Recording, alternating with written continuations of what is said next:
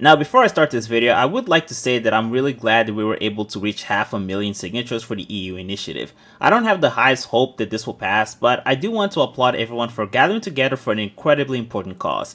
Now, in my last video, I said that Thor would probably come up with a response in which he would try to manipulate his audience into joining his side, and I was completely correct, except this attempt may not have been as successful as he was hoping.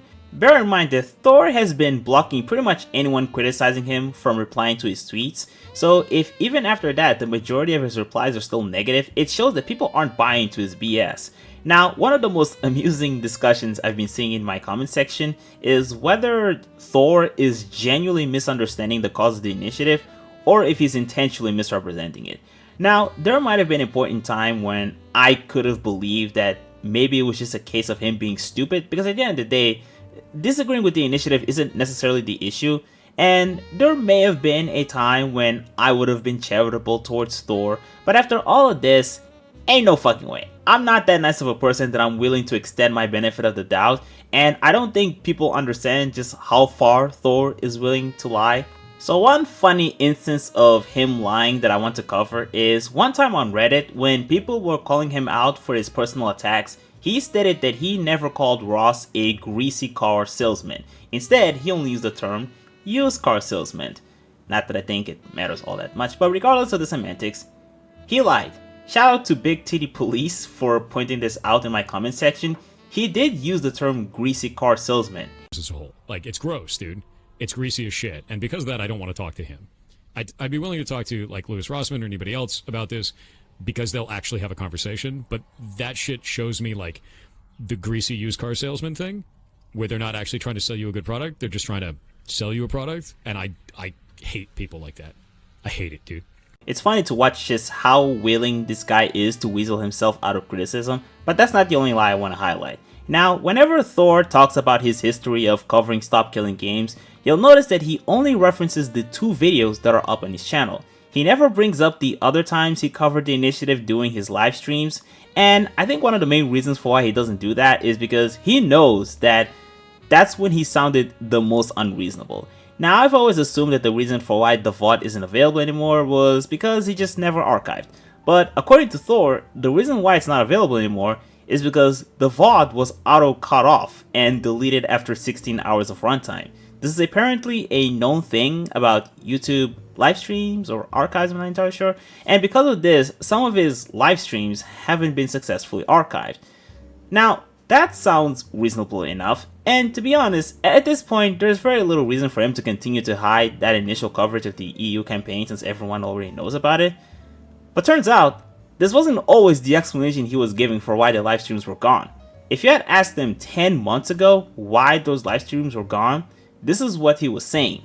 On top of it, I went through the Reddit for their initiative for that, and there were a number of posts in there that were people saying we should keep baiting him and attacking him, because if we do that, he'll keep talking about it, then more people will sign the initiative. They were planning that shit.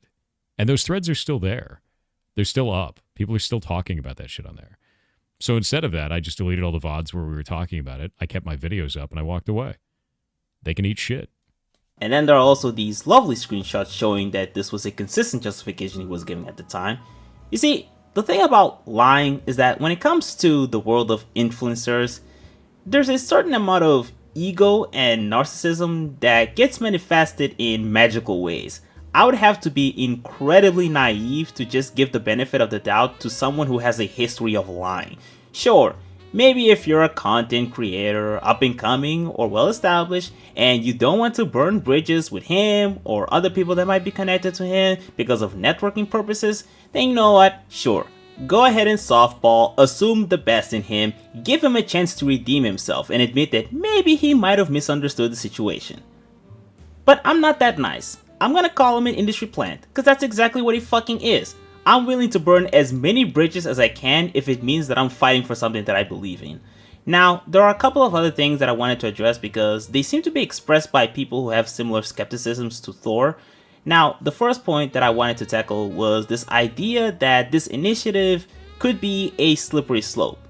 Essentially, the main concern is that even if the initiative doesn't outright demand publishers to keep the online servers up forever, Because the main goal is to leave the game in a reasonably functional state, some people seem to think that this might lead to a proposed law to have publishers keep the servers operating forever. However, this is just patently incorrect. If you read the objectives section, it very clearly states that the initiative seeks to prevent the remote disabling of video games by the publishers before providing reasonable means to continue functioning of said games without the involvement from the side of the publisher. Without the involvement. So no, the publishers do not need to keep maintaining the servers because that's them being involved. The entire purpose of this initiative is that they don't get involved after they no longer want to support it. So this whole slippery slope argument is just wrong. Now another argument that I've heard people make is that the initiative is too vague. It leaves too much room, it doesn't specify exactly what needs to be fixed, which are the games that are the most guilty of this, etc, etc. Now, to be honest, I think people that make this argument are usually people that are trying to target specific issues, not the broader concern of live service games being destined to die, which is what this initiative is targeting. Like Ross said, for example, if you're someone that's only targeting the issue of video games not disclosing the fact that they're selling a temporary license, then yeah, you're going to find this initiative too vague because you're being too specific with what issue you're trying to fix. But this EU initiative is a lot broader than what issue you're trying to quote-unquote fix. I say quote-unquote because this whole fucking argument about licenses is just so stupid because at the end of the day, we've been buying licenses to consume media for as long as we lived. This whole concept of license is not a new thing. We've always been buying licenses to play games or watch movies and stuff like that. The only difference is that nowadays, these licenses also comes with online servers in order to keep them up.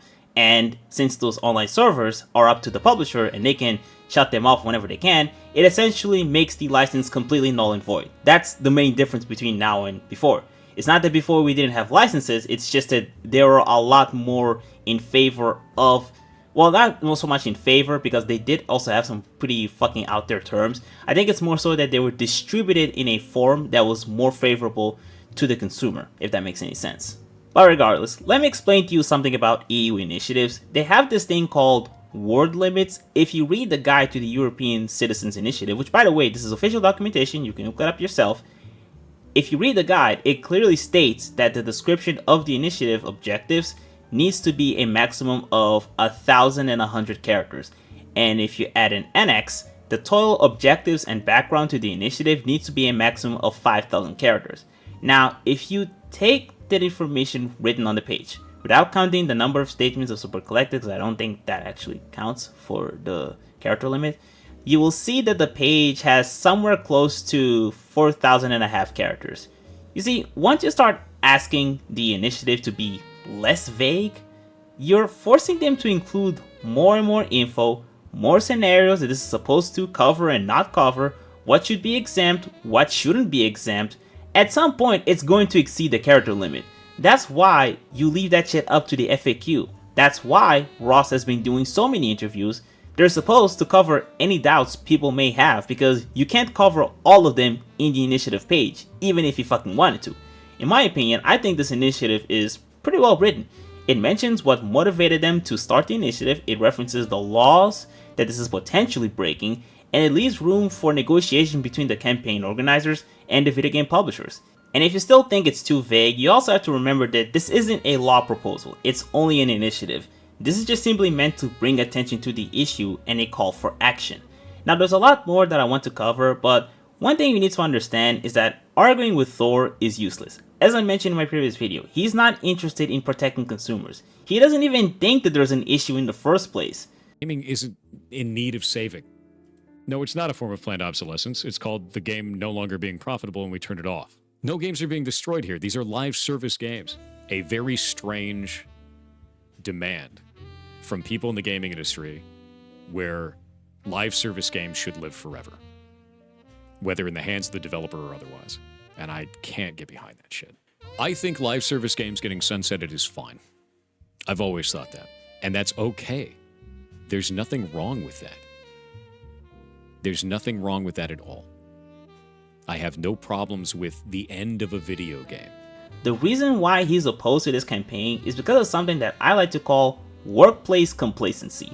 Essentially, whenever you try to implement a change that will fundamentally alter the work operations, there are always going to be people who will be against it because it will disrupt the work routine. It will force them to have to adapt to a new environment, potentially having different costs of production. And unfortunately, the corporate world that we live in is one that encourages people to essentially be zombies. Nothing more than autopilot cogs in the machine just doing monotonous tasks, meeting, expenses, and a myriad of other things. And because of that, even if you have the best intentions behind a certain change, there are always going to be people who will be against that simply because they're anticipating new problems that they're not adapt to. So because of that, as sad as it is to say this, people like Thor would rather consumers continue to be in an abusive relationship with the publishers, simply because if things were to change, it would be an inconvenience to him and his colleagues. And it's not wrong. When you have a system that is inherently abusive and hostile towards consumers, any attempt to fix it is going to disrupt something. But I think the saddest thing about all of this is that a lot of what we're proposing are well-established things in the gaming industry. It's not like the concept of server binaries, server emulators, end-of-life patches to work offline, private servers. These are all things that already happen in the gaming industry. But that's the thing about workplace complacency. It's not about logic, it's about convenience. If I can no longer continue with my repetitive day-to-day working environment that I got used to, that's enough reason to show opposition. And this has happened before. People were against the refund policy when it was first proposed. People are against seat belts being mandated back in the 20th century. This is unfortunately very normal, and as much as I would like to say that Thor is on the wrong side of history, the sad reality is that the gaming industry has so much power and influence that this will more likely be a losing battle. Regardless, I'm still going to advocate for what I believe. Following all of this, I doubt I'm going to talk about Pirate Software again, because at this point, I just see him as nothing more than an industry plant, and I frankly don't care about his position anymore. He's literally the industry we're trying to fight against. He represents the people that we would be fighting in court regarding this issue. And at that point, there's no reason to engage with him. If he wants to represent the interests of the publishers, then go ahead. Do as you may please. But I'm going to side with the consumers. And that's all.